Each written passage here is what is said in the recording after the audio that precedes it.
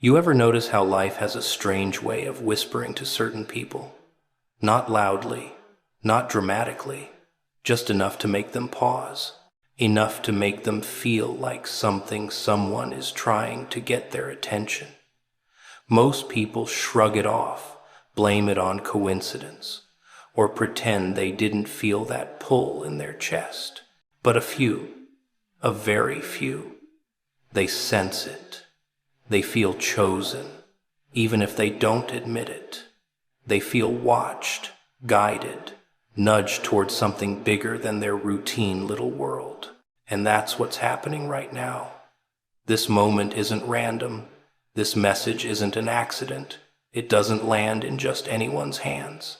It finds the ones who are meant to hear it, the ones who've been wandering, waiting, wrestling with questions they're afraid to say out loud. The ones who've survived storms they weren't supposed to survive. The ones who keep getting back up when everything around them kept trying to knock them down. People have this strange idea that being chosen means being flawless, pure, untouchable, like some polished hero that walks out of the sky with perfect timing and perfect answers. But anyone who's lived long enough, anyone who's actually crawled through the darker corners of life, knows that's not how it works. The ones who are chosen rarely look like they're chosen. They look tired. They look bruised. They look like life has knocked them around more times than they can count. They look like they've been wrestling with things no one else ever saw. And that's exactly the point. Because being chosen has nothing to do with being perfect. It has everything to do with surviving what should have destroyed you. People forget that strength doesn't come from comfort. Purpose isn't born from easy roads or smooth stories. It comes from the cracks, the scars, the nights you didn't think you'd make it to morning. It comes from those moments when you were alone with your thoughts, when the world felt too heavy, when the silence felt like it was swallowing you whole. Those are the moments that shape someone who can carry a calling. Those are the moments that separate the ordinary from the chosen. Not the trophies, not the smiles, not the highlights everyone loves to show off. No, it's the shadows you walked through that qualified you in the first place. Most people don't understand this. They assume hardship means rejection, that pain means punishment, that the struggle is some cosmic sign they're unworthy. Meanwhile, the truth is the opposite. The struggle is the sign. The pain is the preparation. The nights you broke were the nights something greater was being built inside you. You weren't being destroyed. You were being tempered. You were being stretched, sharpened, refined, so that when the moment arrived, you wouldn't crumble under the weight of what you were meant to carry. Think about it. The people who've had the easiest paths are rarely the ones others look up to. They don't have the depth, the substance, the fire. They haven't fought enough battles to understand what real duty feels like. They haven't bled enough to recognize when something sacred is being handed to them. But you've been through the kind of storms that don't leave people the same. You've had to rebuild yourself from the inside out. You've learned to walk with wounds that never fully healed, learned to carry burdens that no one else even knew you were holding. And every time you thought you'd reached your limit, somehow you pushed past it. Somehow you stood back up. That's not coincidence. That's not luck. That's not random resilience. That's the mark of someone being prepared, someone being sculpted, someone being trusted with a responsibility that small minds can't handle. Being chosen means life tested you in ways that most people would have collapsed under. It means you faced situations that were supposed to drown you, but instead you learned to breathe underwater. You adapted. You endured. You didn't break, not the way they expected you to.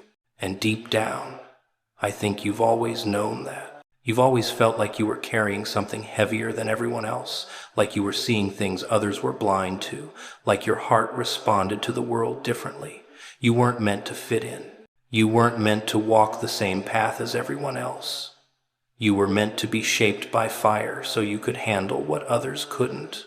You were meant to feel deeply, to notice things, to survive things, to grow through things that were designed to awaken you, not defeat you.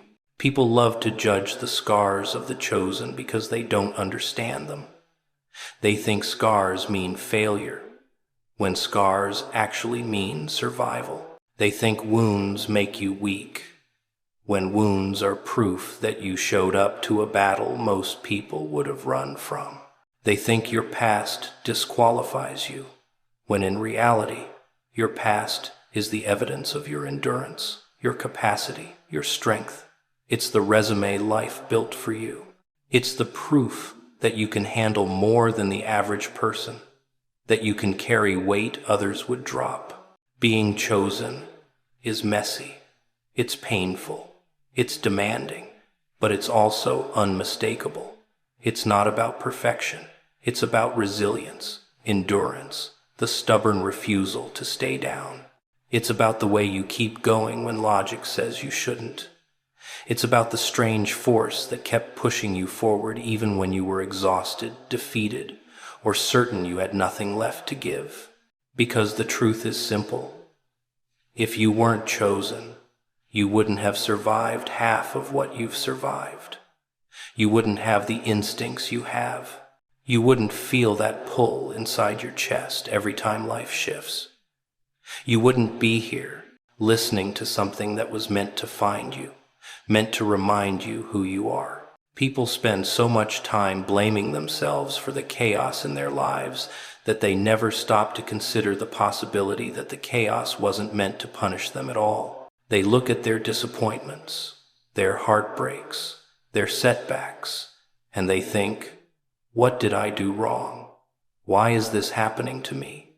They treat every struggle like a verdict, every tough season like a sentence, every loss like proof that they're unworthy. But what if the struggle wasn't condemnation? What if it was construction? What if every wound, every tear, every moment you thought you were being torn apart was actually shaping you for something you couldn't see yet?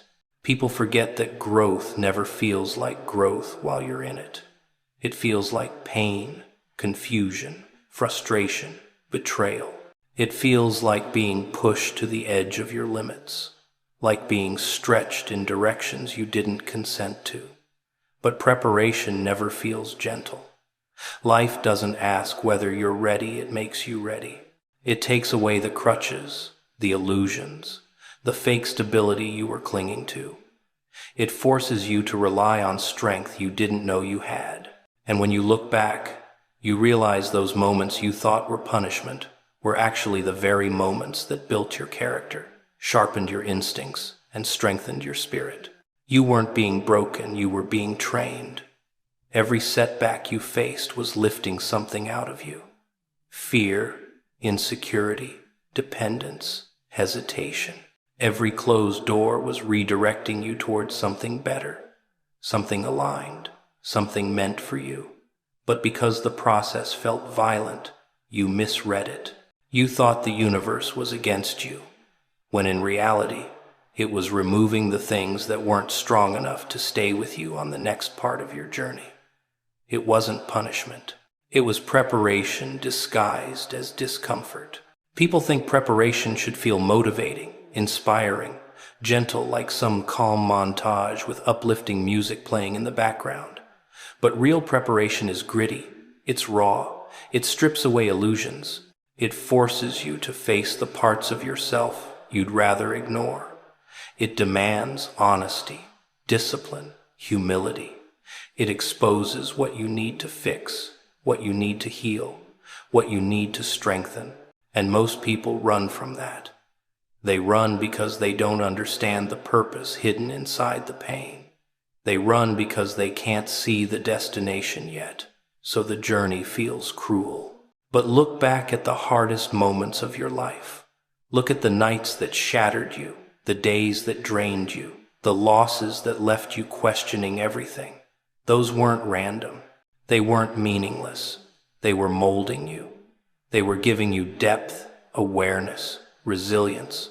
They were forcing you to grow in ways comfort never could. You weren't being punished. You were being transformed. You were being taught how to hold more, handle more, become more. If you think about it, the version of you before the struggle couldn't handle the things you're capable of handling now.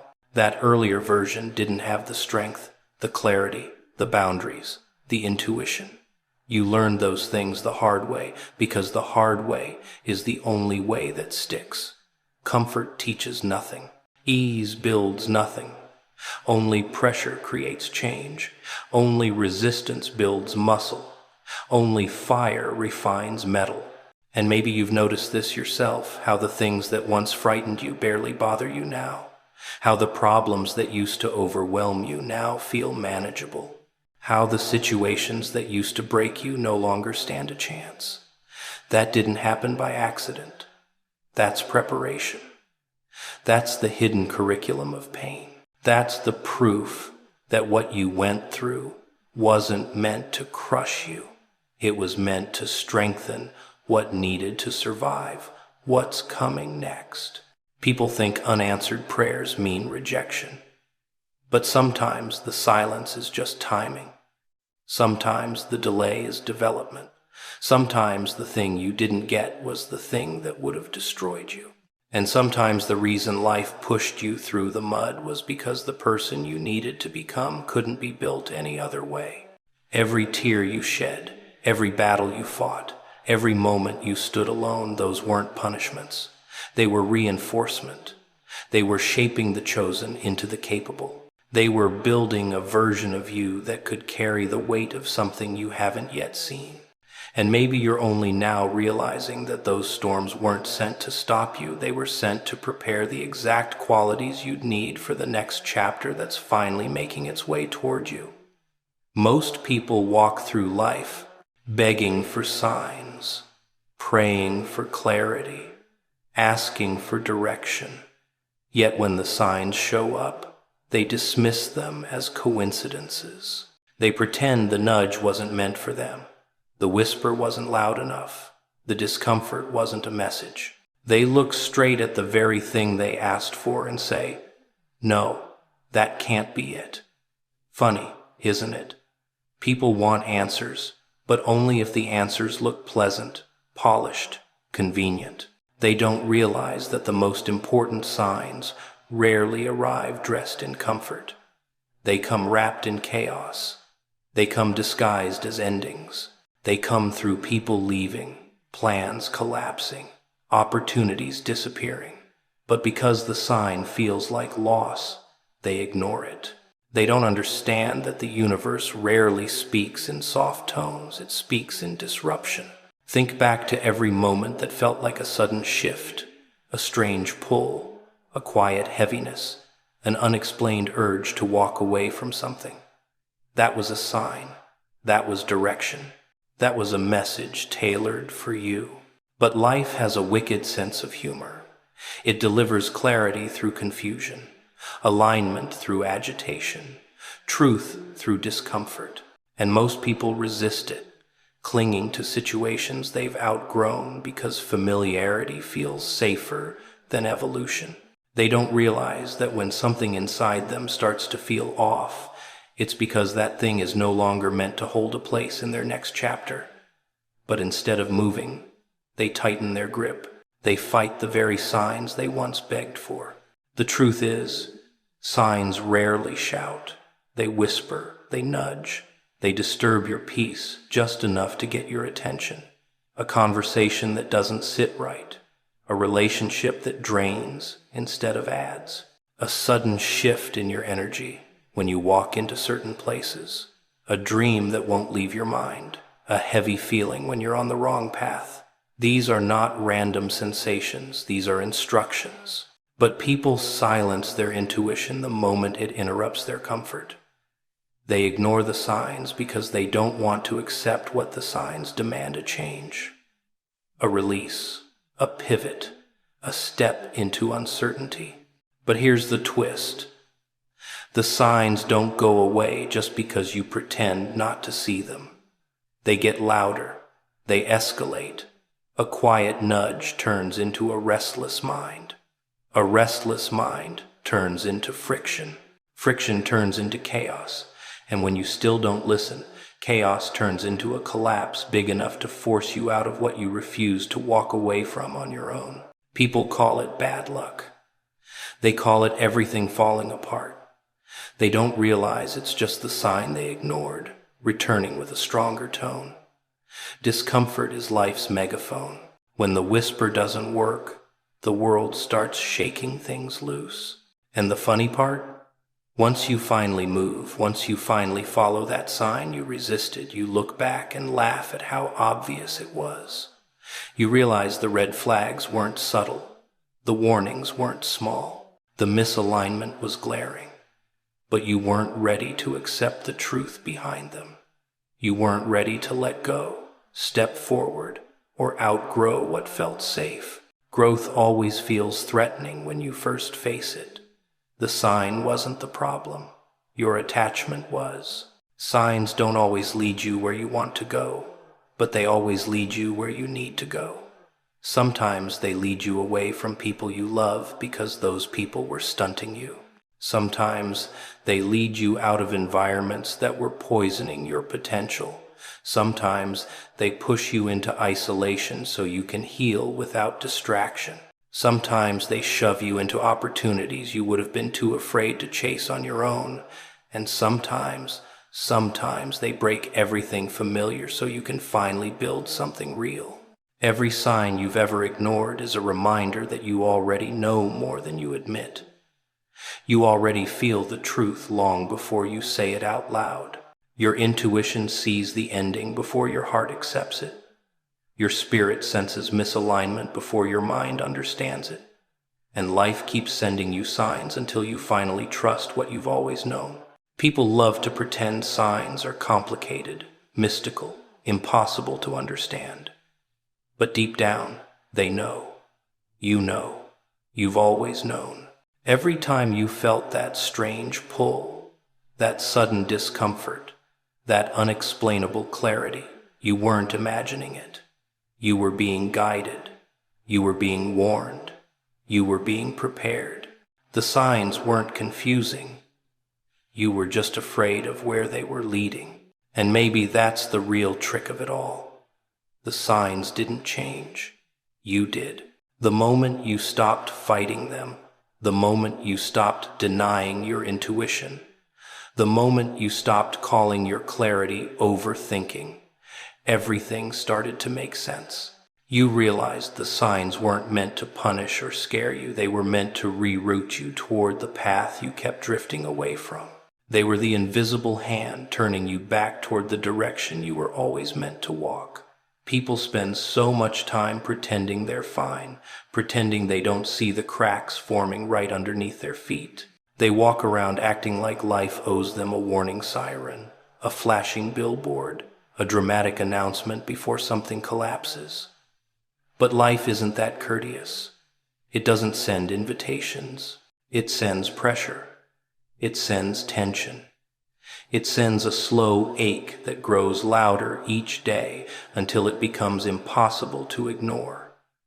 But people still try. They convince themselves that the heaviness they feel is just stress. The uneasiness is just imagination. The friction is just temporary. They underestimate their own awareness because it's easier to deny the truth than to confront it. The truth scares them. The truth threatens the version of themselves they've grown comfortable hiding behind. The truth demands action, and action demands courage they aren't sure they have. You ever watch someone who knows exactly what's wrong, but instead of fixing it, they tighten their smile and hope it vanishes on its own? It's almost comical. They pray for clarity while running from every sign that points to exactly what needs to change. They feel the tension in their chest every time they go back to a place they shouldn't.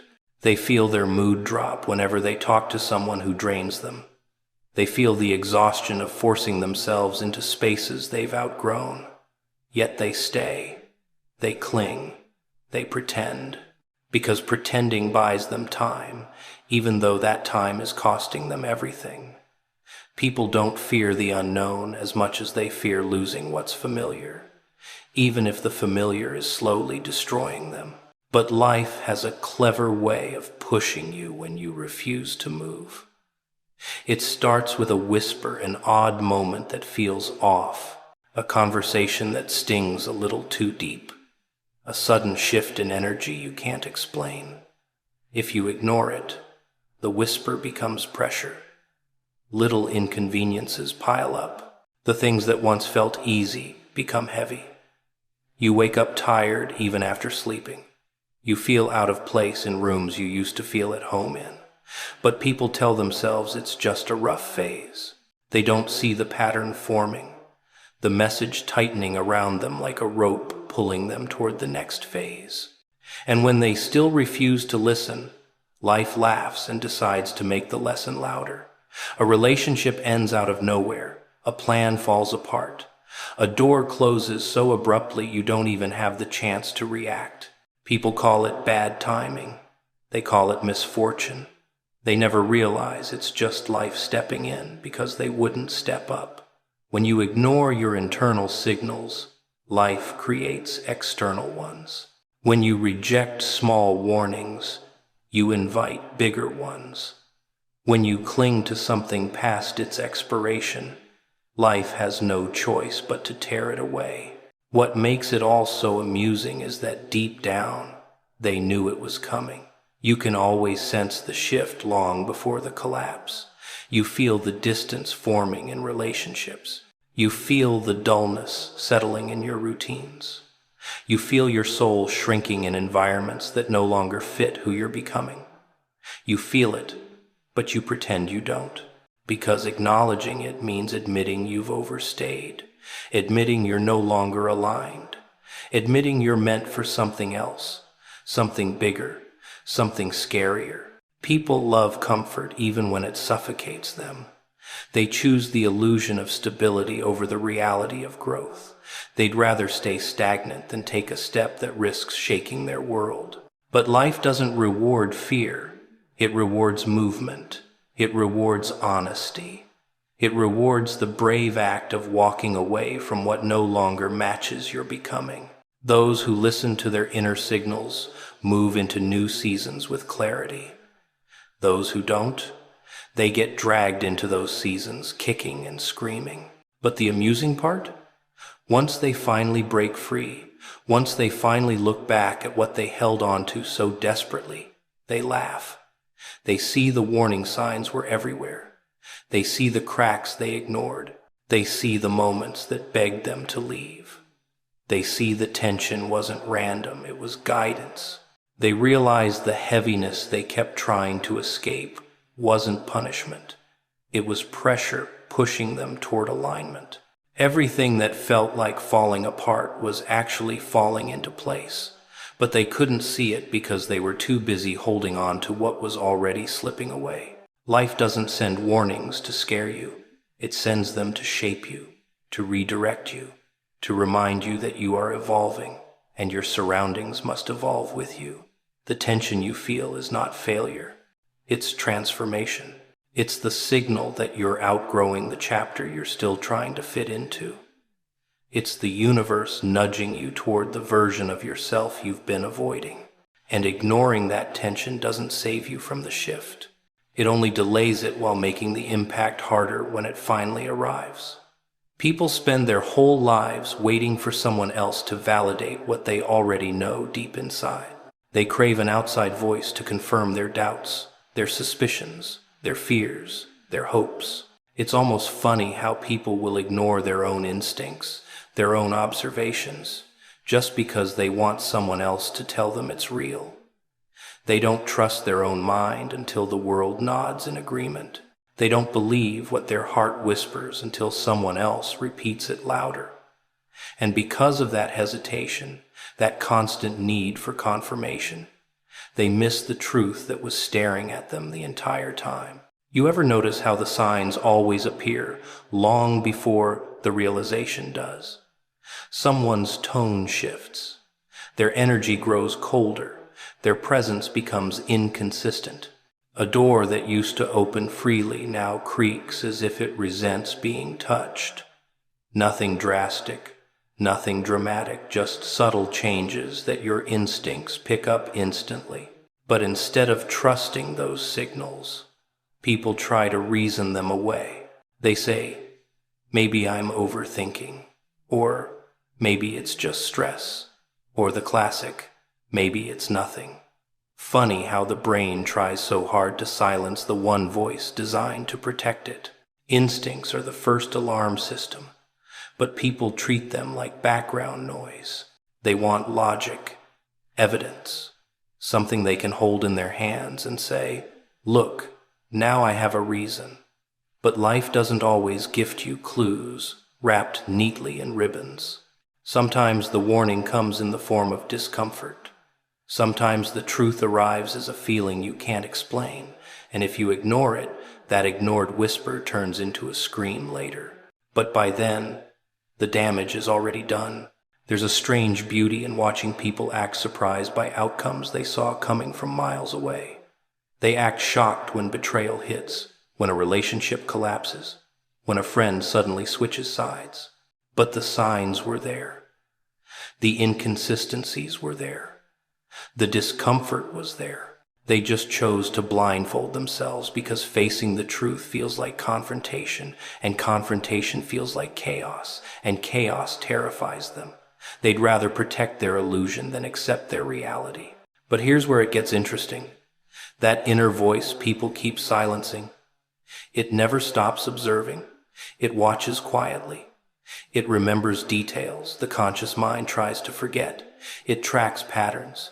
It connects dots while you're out there pretending everything is fine. That voice is building a case against the lies you tell yourself.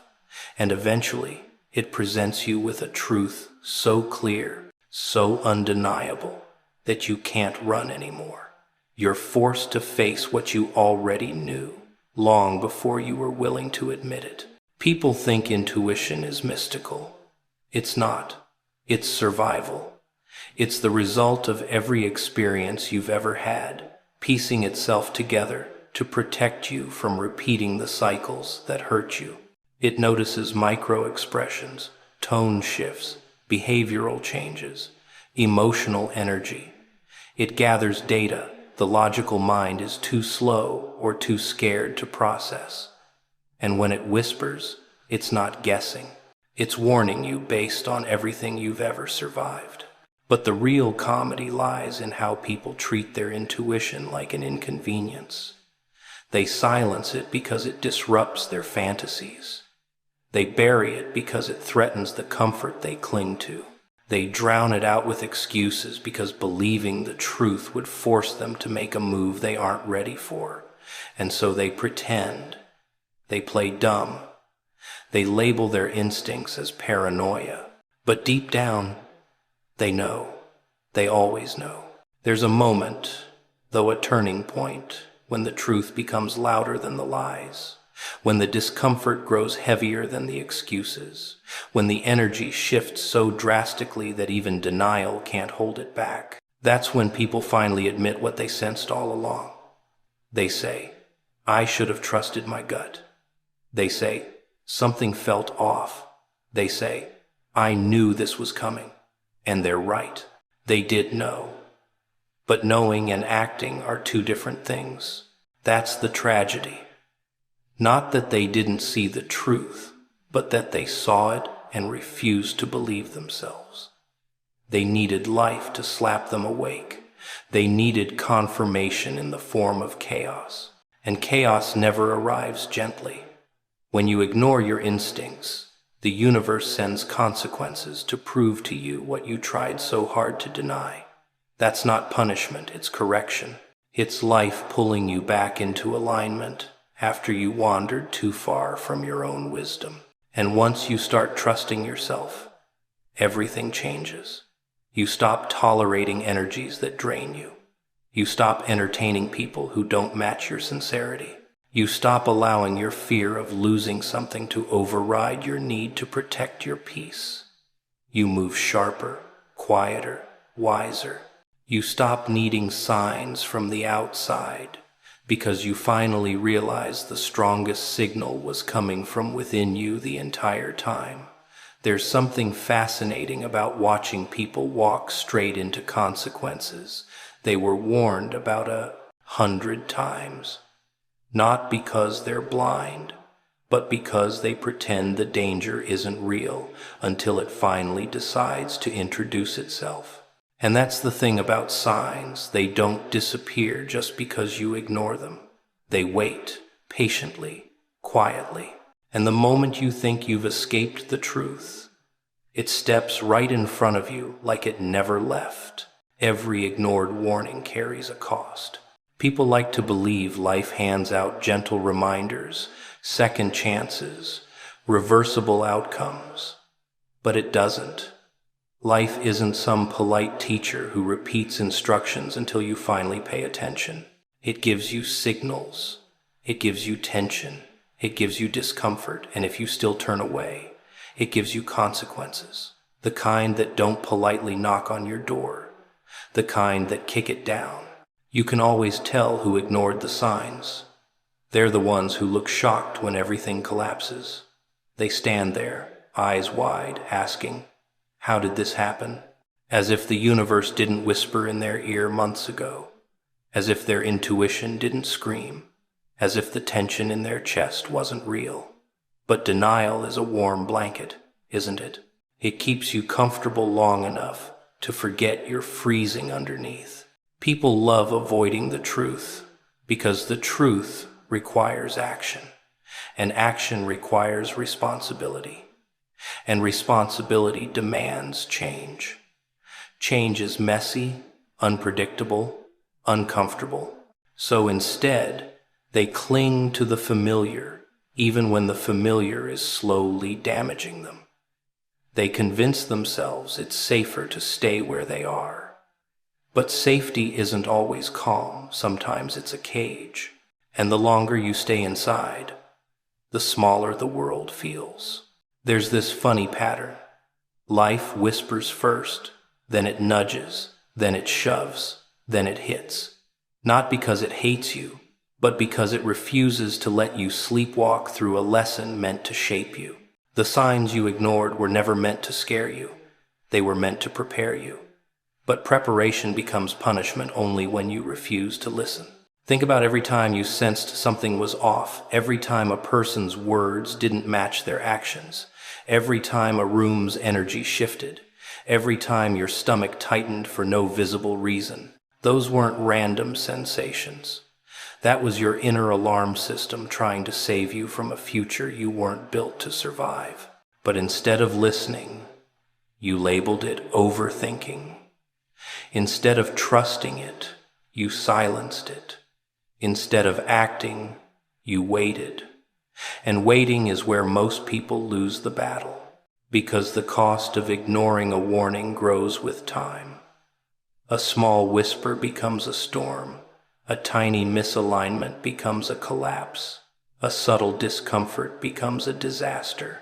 And by the time you realize how wrong everything feels, the damage has already collected interest. That's the part no one likes to talk about. The part where your hesitation becomes the very thing that destroys you.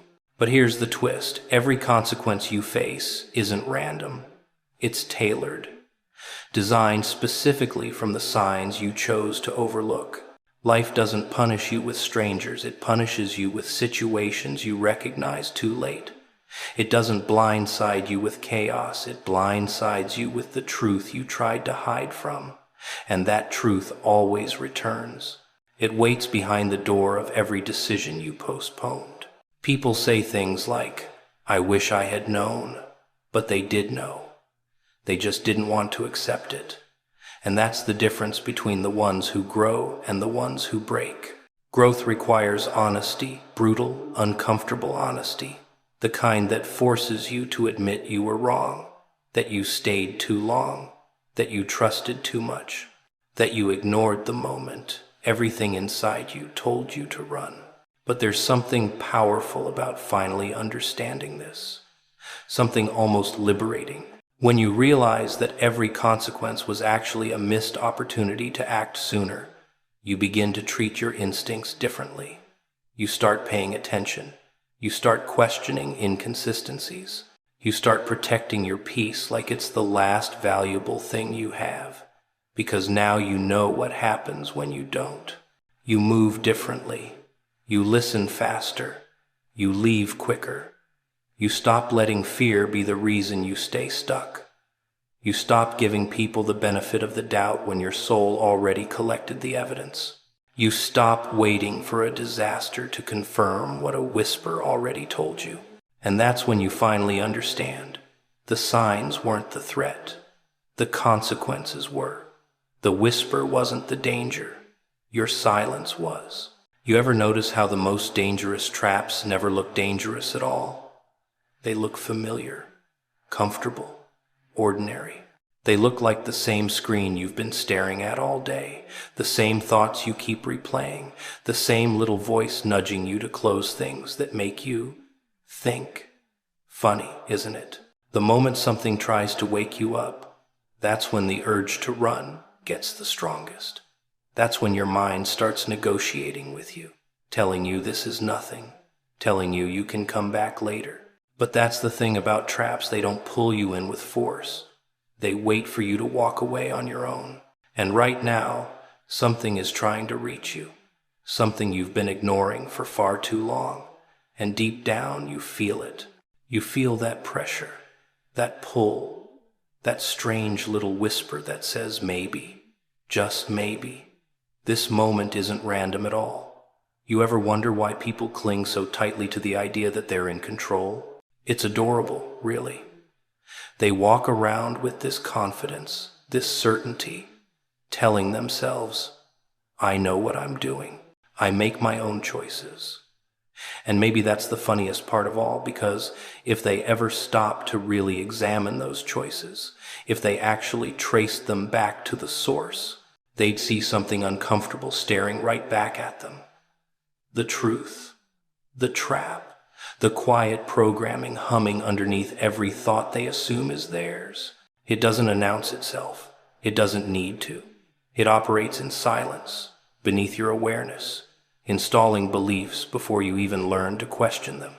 Little lines of code disguised as personality. Fear taught to you as being realistic. Doubt handed to you like good advice. Patterns passed down so smoothly that you mistake them for your nature. And that's the beauty of it. When the trap becomes so familiar, you stop seeing it at all. Think about your habits for a moment. Not the ones you brag about, the ones you hide behind. The automatic reactions, the emotional spirals, the small, predictable impulses that show up right when you're closest to doing something meaningful. You call them coincidences. I call them triggers, reflexes wired into you so deeply that you don't even pause to ask, why do I do this? You just do, like a program running a script, like a machine executing a command disguised as a feeling. And the mind is clever. It doesn't just give you thoughts, it gives you thoughts that feel like they define you. That whisper, this is who you are. It convinces you that the limits you carry are natural, logical, even necessary. You weren't born afraid. You were trained to be. You didn't begin life doubting yourself. You were conditioned into doubt through repetition, environment, and disappointment. The trap didn't build itself overnight. It built you around it. And the funniest part? You defend it. You defend the very walls that keep you small. Someone tries to show you a new perspective, and instantly your mind snaps back with excuses, reasons, stories, all carefully crafted to protect the system inside you. Because the system fears disruption. It fears awareness. The moment you become aware of the programming, the moment you see the strings, you stop being a puppet. Awareness breaks obedience, and the trap can't survive that. So it hides in the ordinary, in routine, in comfort, in distractions that keep you too busy to notice you're repeating yesterday's thoughts. It whispers the same narratives every morning. Start tomorrow. You're tired. You're stressed. You're not ready. And you believe it because the voice sounds like you. How could you question something that speaks in your own tone? But somewhere deep inside, you feel the tension, that quiet conflict, the part of you that senses something is wrong with the life you've settled into, something missing, something off.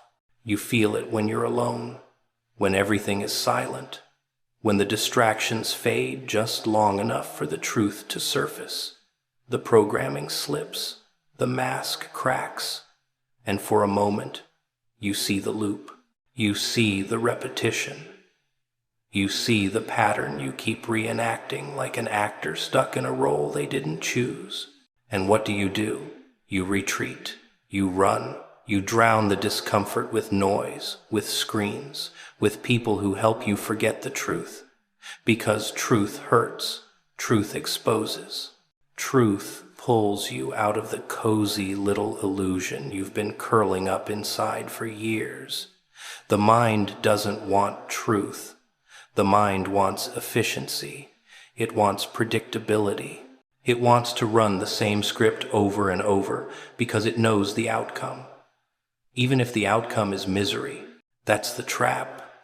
Not chaos, predictability, not struggle, comfort, not pain, numbness. The slow, quiet death of your potential wrapped in the blanket of familiarity. The world outside you, harmless compared to the world inside you. Because what lives inside you doesn't need chains. It just needs your cooperation. It just needs you not to question it. And you haven't. Not really.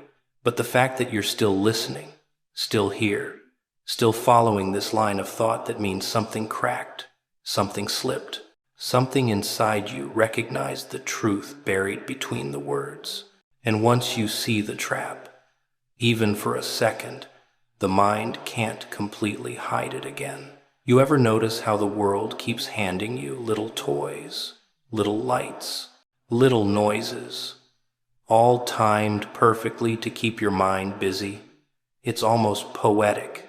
You think you're choosing what to focus on, but the truth is, your attention is the easiest thing in the world to hijack. One notification, one impulsive scroll, one shiny distraction, and suddenly the thing you were supposed to face, the thought you were supposed to confront, just dissolves. That's not an accident. That's the system doing what it was built to do, keep you entertained just long enough for you to forget you're drifting. People talk about distractions like they're harmless. Harmless? No, they're brilliant. Because they don't break you, they soften you. They don't block your path, they blur it. They make you comfortable enough to stop chasing what matters and restless enough to keep consuming what doesn't. And you call it normal. Everyone does. You blend into the loop so well that the loop starts looking like life. But life wasn't meant to be devoured in tiny pieces of stimulation every 5 seconds. That's not living. That's sedation. Look around. Look at how quickly your mind jumps from one thing to the next. Look at how uncomfortable silence has become. Look at how automatic your reflex is to reach for a distraction anytime something real starts rising inside you. A thought, a fear, a memory, a dream. It doesn't even get the chance to form, because the trap throws something in your face before you can actually feel anything meaningful. You don't escape distractions. They escape times with times you, dragging your potential behind them like a forgotten bag. And here's the interesting part. The trap doesn't distract you with things you hate. Oh no, it distracts you with what feels good enough to numb you, but shallow enough to leave you empty. The perfect balance, a tiny dopamine drip delivered right when you start drifting too close to self-awareness. The moment you start questioning your choices, your habits, your future ding, ping, buzz, a message, a video, a pointless argument, a piece of gossip, something just interesting enough to pull your attention, but never deep enough to change you. You think that's random timing? It's choreography. You're being danced around by distractions designed to keep your mind too busy to wake up. And you've gotten so used to it that discomfort is the only thing that feels unnatural now. Sitting alone with your thoughts? Terrifying. Facing your flaws? Incomprehensible. Observing your own mind without running from it? Almost impossible. Because distractions have become your safety net, your escape route, your shield against reality. And what a beautiful shield it is. It protects you from responsibility, from growth, from confronting why you feel stuck. It gives you excuses disguised as entertainment, avoidance disguised as taking a break, and procrastination dressed up as, I'll do it after this one more thing. You think you're relaxing, but you're actually surrendering. And the worst part is you don't even notice it happening. Pay attention to the pattern. Every time you move towards something meaningful, changing your life, improving yourself, breaking a habit, distractions scream louder. Suddenly, everything becomes urgent. Everything becomes interesting. Everything becomes easier than facing the truth. You tell yourself you're just tired, just stressed, just not in the mood. But deep down, a part of you knows you're hiding behind the noise. You're not choosing distractions. They're choosing you. They know your weaknesses. They know your comfort zones. They know the exact type of mental candy to throw your way to keep you from stepping into your potential. It's all a trap, a gentle one, a pleasant one, a trap wrapped in bright colors and instant gratification. A trap that doesn't need to hurt you to defeat you. It just needs to keep you occupied long enough for you to forget your purpose. And maybe the cruelest trick of all is this. Distractions don't feel like chains. They feel like freedom. They feel like a break. They feel like you time. You don't realize you're being controlled because you don't feel the pull. You just drift, slowly, silently, thoughtlessly. And by the time you look up, hours have vanished, days have evaporated, and the life you were supposed to build is still sitting there, untouched, waiting for a version of you that isn't addicted to escape. This is why the trap works. Not through force, but through seduction. Not through pressure, but through convenience. Not through pain, but through pleasure that keeps you comfortably asleep. And the longer you let distractions guide your mind, the further you drift from the person you were meant to become. You ever feel that strange little tension in your chest? That quiet pull, that whisper that shows up when the world finally stops screaming for your attention? Most people brush it off as stress, anxiety, overthinking. But that feeling, that's not your enemy. That's the alarm, the signal, the inner voice you've been drowning out with noise, routines, and habits you pretend you need.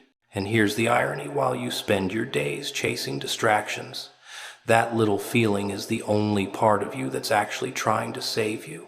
It's subtle, almost polite. It doesn't demand your attention. It just waits for it. It shows up in those rare moments when you're not pretending, when the mask slips, when you catch yourself staring at the ceiling, wondering how you ended up here. That uncomfortable pressure, that's the plea, the warning, the quiet message from the version of you that remembers what you were supposed to become. But you've been conditioned to ignore it. You've been taught to label it as a problem instead of a guide. Society loves that. It profits from your numbness. It thrives on your confusion. It gives you everything you need to silence that voice: entertainment, validation, distractions, anything that keeps you from listening to the one thing that's actually honest with you. Because if you really listened, if you paid attention to that inner signal, you'd start questioning the life you're living. You'd start seeing the patterns. You'd start noticing how small you've let yourself become. And that's inconvenient. Not for you, but for everything around you that benefits from your quiet obedience. The plea doesn't come through thunder or revelation. It doesn't arrive in some dramatic moment. It sneaks in during the simplest seconds. When you wake up and feel like something is missing. When you're surrounded by people and still feel alone. When you succeed at something and still feel empty. When you try to distract yourself, but the distraction doesn't work the way it used to. Those moments are not glitches. They're signals. They're the truth slipping through the cracks of the story you keep telling yourself. But you've been ignoring it so long that discomfort has become your teacher. Every time you settle for less, that feeling tightens. Every time you betray your potential, it sharpens. Every time you pretend you're fine when you're not, it pushes a little harder. Not to punish you, but to wake you up. Because something inside you knows you're drifting away from what you're capable of. Something inside you refuses to let you sleepwalk forever. Most people think their discomfort means they're broken. But what if it means you're waking up? What if the restlessness is the part of you that refuses to die quietly? What if the reason you feel uneasy is because you've trapped yourself in a life too small for who you're becoming? You've tried to silence it with entertainment. You've tried to drown it with busyness. You've tried to outrun it with excuses. And yet, there it is, always waiting, always whispering the same message. This isn't it. That's not negativity. That's truth wearing urgency like a mask. You can feel it when you make a promise to yourself and break it 10 minutes later. You can feel it when you keep trying to convince yourself you're okay with the life you're living. You can feel it when you look in the mirror and see a version of yourself that's been dimmed by fear, doubt, and routine.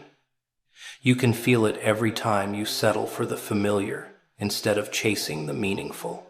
That feeling, uncomfortable as it is the part of you that remembers your potential more clearly than you do.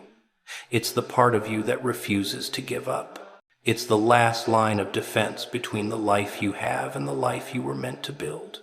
But for years, you've treated it like a nuisance instead of guidance. You've tried to silence it instead of understanding it. You've tried to escape it instead of listening to what it's trying to say. And it's saying something simple, something honest, something you've been avoiding. You're meant for more than the loop you're stuck in. The plea gets louder every time you ignore it. Not through sound, but through emptiness, through dissatisfaction, through moments where you realize that the life you're living isn't aligned with the person you know you could be. It's not chaos, it's clarity trying to break through. You can distract yourself from truth for a while, but not forever, because eventually the truth gets louder than the noise. You ever notice how people don't really fear the trap? They fear stepping outside of it. It's funny, almost poetic. They sit there, wrapped in routines that feel safe, even when those routines are slowly choking the life out of them. They call it stability, consistency, responsibility. But if you peel back the layers, if you look at it with the honesty most people avoid, you'll see something much darker hiding behind that word they worship so blindly. Comfort. Comfort. Ah, yes, humanity's favorite little drug. It numbs you just enough to keep you calm, just enough to keep you obedient, just enough to stop you from asking inconvenient questions. And the best part? You dose yourself. You medicate your own potential. You put yourself to sleep one small compromise at a time, telling yourself this is how life is supposed to be. This is adulthood. This is maturity. But really, it's the softest kind of surrender, the kind that looks harmless on the outside and rots everything important on the inside. See, the trap is clever. It doesn't have spikes. It has pillows. It doesn't lock its doors. It offers you warm lighting, a familiar couch, and a predictable schedule. You don't run from it. You settle into it. You decorate it. You defend it. You even convince yourself that anyone who steps out of it is reckless or unrealistic. And that's the real twist. The trap doesn't need to catch you. You catch yourself. You cling to what you know, even when what you know is killing every dream you ever had. People like to say they're stuck because of circumstances. They blame luck, timing, responsibility, kids, parents, society, destiny, anything with a pulse except the real culprit. But the truth? The one they swallow like a shard of glass. They're stuck because moving forward would require them to give up the tiny illusion of safety they built. That fragile little comfort zone they keep polishing as if it's gold instead of rust. You ever meet someone who talks about what they used to dream about, the things they wanted to do? They speak like they're eulogizing themselves, as if that version of them died quietly in the night. But it didn't die. They buried it. They put it 6 feet under with every compromise they told themselves they were forced to make. It's almost tragic. Almost. And here's the trick. Comfort doesn't make you feel alive. It makes you feel less. It reduces your fire to embers. It dims your instincts. It softens your edge. It whispers, "Stay right here. Don't risk anything. Don't challenge anything. Don't grow." Comfort doesn't want you to evolve.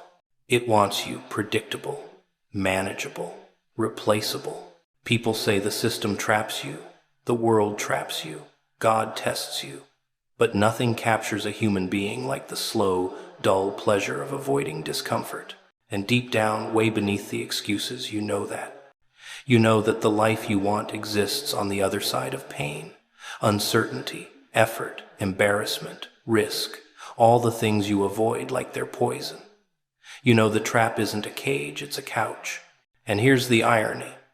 The comfort you cling to so desperately is the very thing making you miserable. You wonder why you feel empty, restless, numb. It's because comfort can't give meaning. It can only give sedation. You weren't designed to be sedated.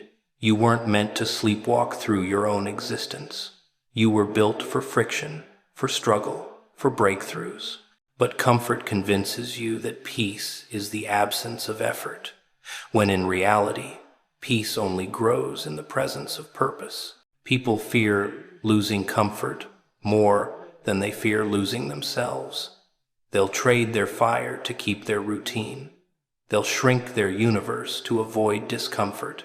They'll silence their ambition to maintain their little circle of predictable days. And the wild thing? They think that's normal. They think that's what everyone does. They think it's safe. But the safest choices cost the most. They cost you the possibility of becoming who you were supposed to be. Comfort is the enemy because it blinds you to what you still could be. It traps you inside a version of yourself that feels easy but not true.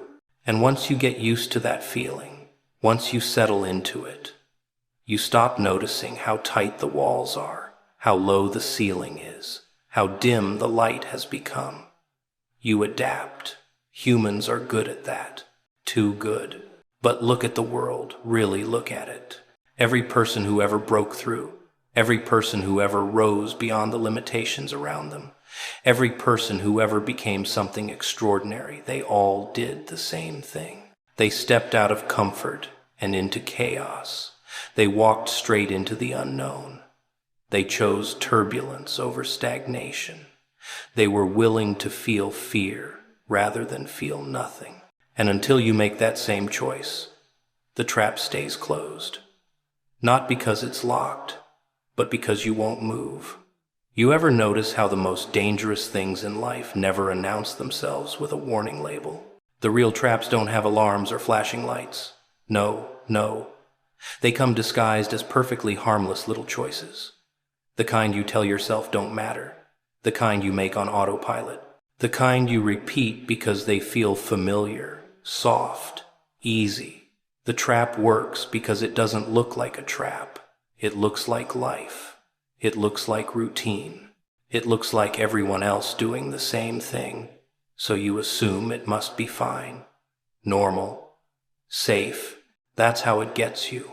Because the trap doesn't want your body. It wants your time, your spirit, your imagination, your hunger. The parts of you that once made you feel alive. The parts that used to pull you forward like they had a pulse of their own. Every harmless little choice, every small compromise, every "I'll start tomorrow," it feeds on those, one bite at a time. You don't notice it at first. Nobody does. That's the beauty of it. The trap is patient. It doesn't need to break you in one sudden moment. It just needs to make you comfortable enough to stop resisting. It waits for you to say things like, "This is just how life is." It waits for you to laugh off your dreams as unrealistic, childish, inconvenient. It waits for you to shrink yourself just a little, and then a little more. Because every time you do, you're feeding it. You're giving it a piece of what made you dangerous. See, the trap is smarter than you think. It knows that if it came at you with fear or pain, you'd fight back, you'd wake up, you'd rebel. But when it comes wrapped as something harmless, a habit, a distraction, a comfortable pattern, you don't resist. You allow it. You participate in your own containment. You hand over the sharpest parts of yourself with a smile, thinking you're keeping peace, when really you're losing power. The trap doesn't want you broken. It wants you neutral, numb, predictable. It wants you to wake up every morning with just enough energy to go through the motions, but never enough to question them. It wants you busy, but not effective, connected, but not intimate, dreaming, but not doing. It wants you alive, but not awake. And the strangest part? You can feel it happening. Somewhere deep in your chest, there's this quiet sense that something's off, that you're drifting, that you're settling, that you're disappearing into routines that don't reflect who you are or what you came here to do. But you ignore that feeling, don't you? Because the trap has convinced you it isn't a problem. It's just life. Everyone feels like this. Everyone is tired. Everyone is lost. Everyone has given up a piece of themselves. So you accept it. You call it adulthood, responsibility, maturity. But you know what it really is? It's surrender. Slow, silent surrender. The trap feeds on your denial the most. Because as long as you pretend nothing's wrong, it grows stronger. A little more fear here, a little less ambition there, a few forgotten goals, a few abandoned promises, a few dreams you stop talking about because the words taste strange in your mouth now. The trap collects all of it. It builds itself out of the pieces you leave behind. And the longer you stay in it, the more harmless it looks. That's the trick. The trap keeps you calm so you never ask the questions that might set you free. It makes you grateful for crumbs so you never demand a feast. It gives you enough comfort to keep you still, but never enough meaning to make you whole. You start living on emotional leftovers, mental scraps, tiny bursts of happiness that fade as quickly as they appear. But the real damage isn't what the trap takes from your life. It's what it takes from your identity. Because once you forget who you could have been, you stop noticing what you're losing. You stop hearing the inner voice that once demanded more. You stop feeling the weight of your own potential. And when that part of you goes quiet, the trap knows it has won. Every trap looks harmless right before it devours you. Because the danger is never in the chains. The danger is in the comfort, the slow drift, the subtle decay, the quiet erosion of the fire you were born with. The world doesn't need to cage you if it can convince you to cage yourself. You ever feel that split second, that pause, that tiny flicker inside your mind when reality stops feeling safe? That's the crossroads. The moment where everything you've been running from suddenly asks you to look straight at it. Most people blink. Most people step back. Most people close the door, scroll away, pretend it isn't there. And that's exactly what the trap wants. The trap doesn't need to attack you. It only needs you to walk away, gently, politely, like a good citizen of your own prison. And every time you do, you give it another victory. But this is different. Something in you isn't letting go. Something in you notices that the walls of the cage you've been living in are thinner than you've been told. Something in you senses that the voice you've been ignoring, the restlessness you've been numbing, the unease you've been avoiding, maybe that's not just anxiety. Maybe that's clarity. Maybe that's the part of you that remembers the life you promised yourself before the world taught you to settle. And the trap knows this. That's why it works so hard to disguise itself in comfort, distractions, noise, routines, and excuses. It whispers to your mind, "You'll deal with it later. It's not urgent. It's just another message. You've seen it all before." And you believe it, because the trap is polite. The trap doesn't need to be obvious. It doesn't need to scream. It just needs you to cooperate. Just enough to keep you from realizing the truth that's staring you right in the face. The crossroads is more than a choice. It's a mirror. It reflects the parts of you you've been trying to hide from. It shows you the loops, the cycles, the patterns you cling to because they feel familiar. It shows you the moments you've abandoned, the chances you've ignored, the fire you've buried under excuses and distractions.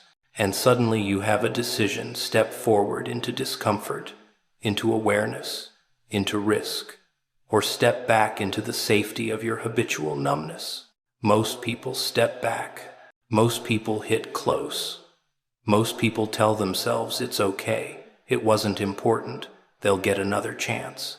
And maybe they will, maybe they won't.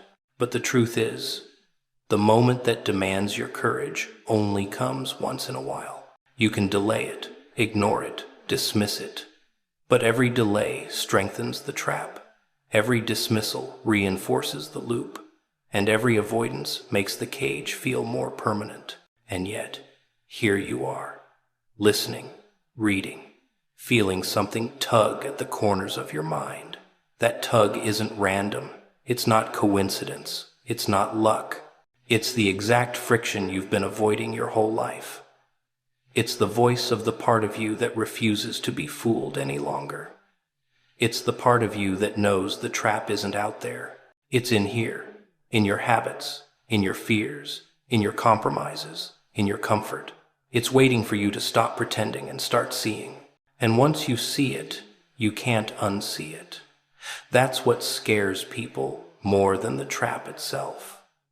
Awareness is dangerous. Awareness forces responsibility. Awareness forces action. Awareness forces you to admit that you've been playing along, quietly, gently, unknowingly, in your own prison. That's why the trap has been so polite all this time. It was buying time, hoping you'd never notice, hoping you'd never wake up. But now you're noticing. And that's why the crossroads feels heavy. It's heavy because it's not a test you can cheat. It's heavy because every second you hesitate, the trap whispers louder, the excuses stack higher, and the comfort of the familiar claws at your resolve. But it's also heavy because it's the moment that can change everything. The moment where the illusion fractures, where the patterns can break, where the cage can finally be seen for what it is. And the strange, intoxicating part is this: you don't need anyone to rescue you. You don't need a plan. You don't need guarantees. All you need is to notice, to stay present, to stop scrolling, to stop ignoring, and to let awareness guide the first step. That's all. That's the moment that matters more than all the moments you've wasted pretending. Because the crossroads isn't about tomorrow. It's about now. The trap is patient. but it isn't infinite. This is the line, the edge, the intersection between the version of you that keeps getting pulled back into loops and the version of you that finally sees the trap for what it is. And that version exists only in the act of choosing, only in the act of paying attention, only in the act of refusing to close the door, refusing to ignore the signal, refusing to walk back into comfort. Because the crossroads doesn't wait. It only offers the chance. It doesn't force you to wake up. It just shows you the truth, and then leaves you to decide whether you'll be the one who notices or the one who keeps sleeping.